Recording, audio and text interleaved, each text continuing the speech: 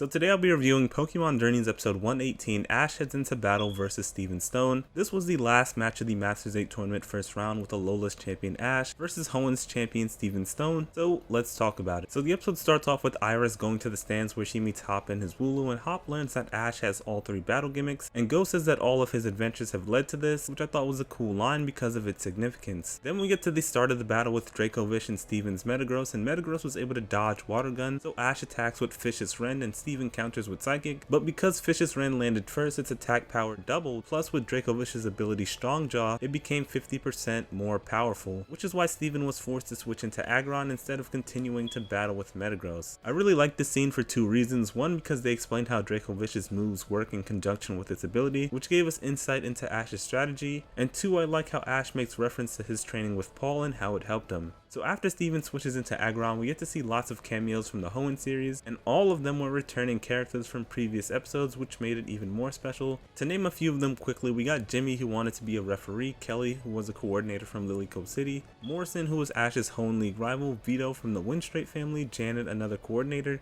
Katie, who faced Ash in the Hoenn League Top 32, Professor Birch, May's rivals Drew and Harley, as well as Tyson, the winner of the Hoenn Pokemon League that Ash battled in. This was easily the most impressive list of cameos in the entire series by far when it comes to single episode appearances. 9 Hoenn returns in addition to Paul and Reggie from Sinnoh, and we got to see everyone from Oak's lab, including Tracy and all of Ash's old Pokemon, which I thought was cool as well. Cameos aside, I also thought Steven's lines about not being satisfied as the strongest trainer in Hoenn was great, because it shows you that all of the champions didn't just stumble upon being a champion or entering the world championships. This is something they all wanted because of a desire to be the strongest. I also like how Diantha had the same reaction as everyone else watching, where she was surprised to see how passionate Steven was about battling, which only further justifies my point about him wanting to be the strongest. So getting back to the battle, after Ash gives his declaration to win, Dracovish clashes with Aggron but gets knocked out in their Heavy Slam and Dragon Rush clash, so Ash sends in Gengar and it uses Will-O-Wisp to give Aggron a burn, and follows that up with Dazzling Gleam to strike back against Rock Tomb, and that's when the burn takes full effect and takes out Aggron to even up the battle. Then Steven sends out Cradeli to battle Gengar, and the both of them go back and forth, but after draining Gengar for most of the battle, Cradeli was able to stop its Shadow Ball and take it out with Power Whip, making this a 2v1 with Ash's Pikachu as his last Pokemon. And Pikachu was able to take on Cradeli with its speed and power along with Ash's creativity, leading to the battle ending with Pikachu landing in Iron Tail, making this a 1v1 with Pikachu versus Metagross, who Steven Mega Evolves immediately, and the battle starts off with Pikachu being unable to land any attacks while also taking damage because Metagross was able to outspeed it and predict all of its attacks, but then Ash decides to use its Z move, and while that's happening we get to hear the aim to be a master theme, which was pretty cool, and as the Z move was landing, Metagross was able to dodge the attack briefly and counter with Flash Cannon, but Pikachu was able to control the electricity and strike Metagross down before finishing it off with Iron Tail and ending the battle,